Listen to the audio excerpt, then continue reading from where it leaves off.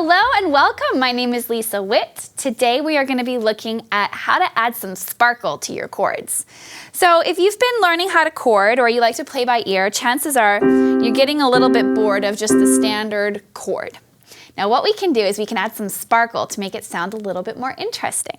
And how we're going to do this is we're going to play our C chord and we're going to take away the middle note and we're going to experiment with using the D and the F, also using that D to create a little bit more interest.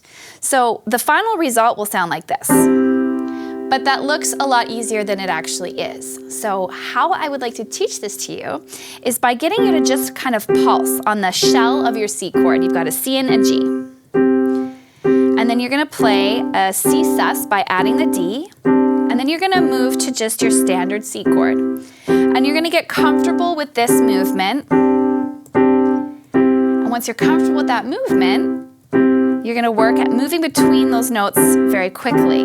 Now, if you find that is challenging, you can slow it down even more, and you can simply play the D and resolve to the E. The D, so I've got C, D, and G, resolving to the E. And these two fingers stay glued down.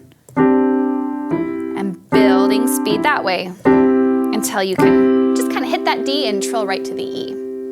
Once you have that under control, you can play with moving back and forth between the C, the D, and the E. And what that'll sound like is this.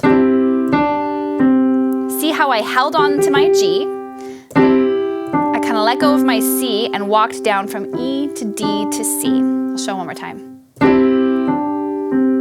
Sky's the limit. There's no real right or wrong way to play the order of these, but this gives you a starting point to jump off from. And when you get good at it, it'll sound like this in your songs.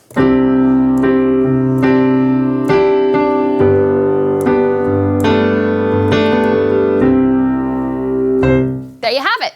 Have fun with this little bit of sparkle, and we'll see you next time.